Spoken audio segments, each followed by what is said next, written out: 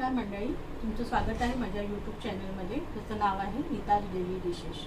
तर आज आपण पाहणार आहोत व्हेज मोमोज। ते कसे करायचे घरच्या साहित्यामध्ये। आणि मेन गोष्ट तर अशी आहे की मी त्याच्यामध्ये मैद्याचा उपयोग करणार नाही आहे, मी गव्हाच्या पिठातून मोमोज तयार करणार आहे। तर ते तुम्ही तुमच्या मुलांनाही देऊ शकता आणि अतिशय पौष्टिक असे आहेत। जे मुलं भाज्या खात नाहीत तर त्यांना हे व्यवस्थित असं एक सोयीस्कर हे आहे भाज्या देण्यासाठी मुलांना। मुलं भाज्या खात नाहीत, ज्यांची मुलं भाज्या खात नाहीत, माझीही मुलं आहेत, माझीही मुली आहेत तर भाज्या खात नाहीत, त्यांना हा योग्य पर्याय आहे व्हेज मोमोज। तर त्यातून आपण घरातल्या साहित्याने कसे करायचे त्यात आपण पाहूया। तर त्यासाठी आपण सर्वप्रथम चटणीची तयारी करत आहोत। तर या चटणीसाठी मी हे 4 टमाटर आणि 3 लाल मिरच्या बॉईल करून घेतलेल्या आहेत। तर त्या आपण सर्वप्रथम मिक्सरच्या ग्राइंडरमध्ये टाकूया,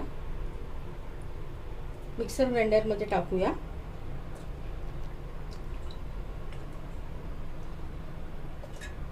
एक थोडंसं टाकून हे आपण ग्राइंड करून घेऊ।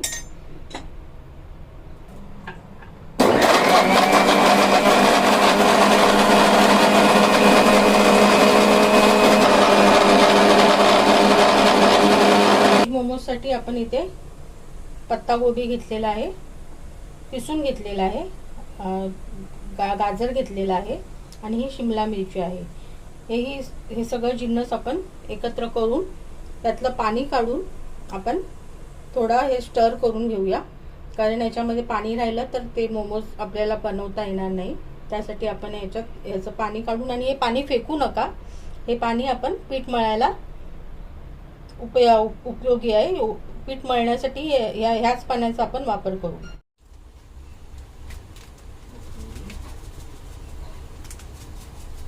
इथे मी काळी मिरी टाकत आहे।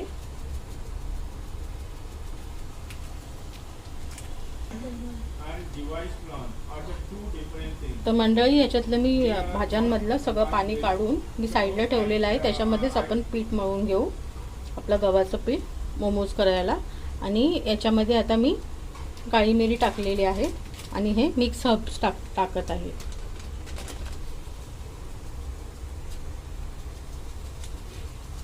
हे टाकल्याने अतिशय छान फ्लेवर येईल।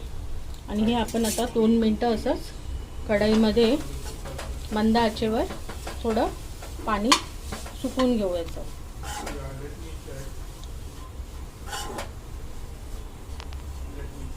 मी तेल टाकत आहे, म्हणजे हे भांड्याला चिटकणार नाही। आणि हे असंच आपण स्टर करून घेऊ।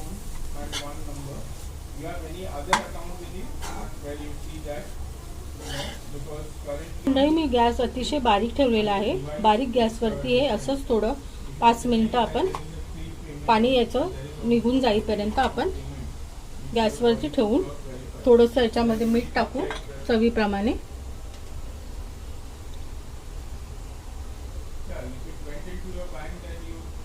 हलवत आपण असं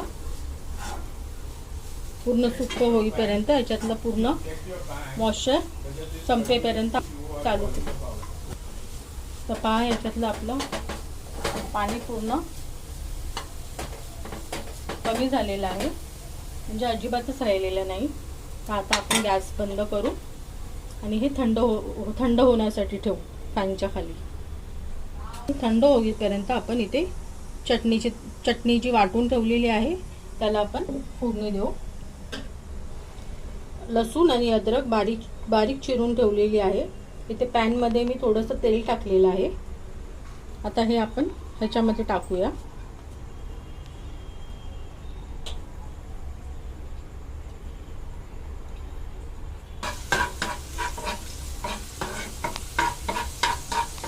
आपला लसूण आणि अद्रक व्यवस्थित असं लालसर ते तेलामध्ये फ्राय करून घेऊ। आता हे वाटलेलं टमाटर आणि मिरचीची पेस्ट आपण याच्यामध्ये टाकू.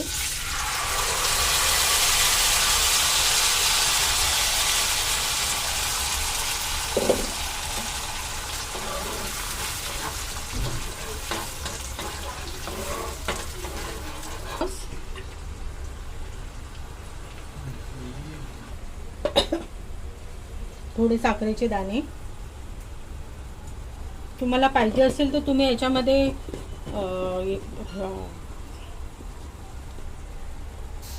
याच्यामध्ये टोमॅटो सॉसही टाकू शकता. त्याने फार सुंदर कलर येतो.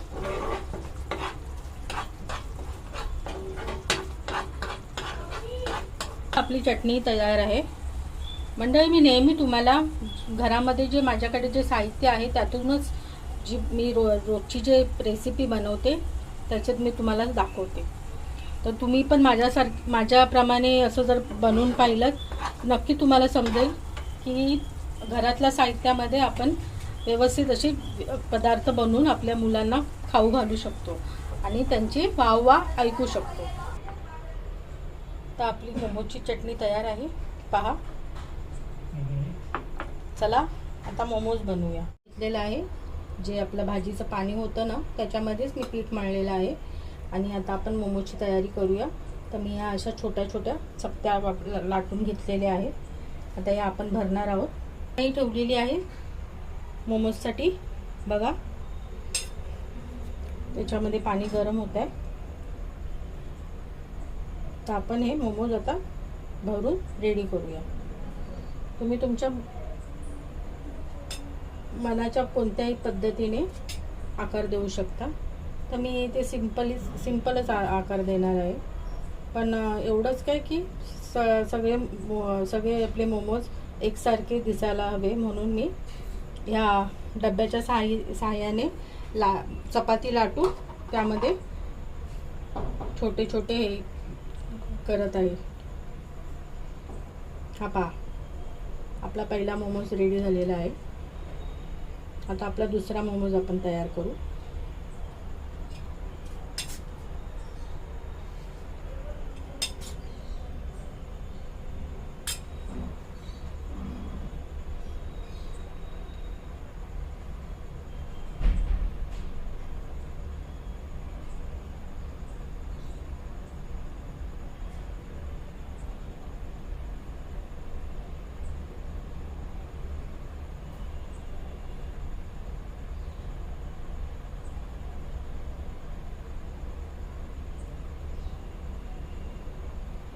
आपला दुसरा मोमोज तयार झालेला आहे. आता आपण तिसरा मोमोज तयार करू.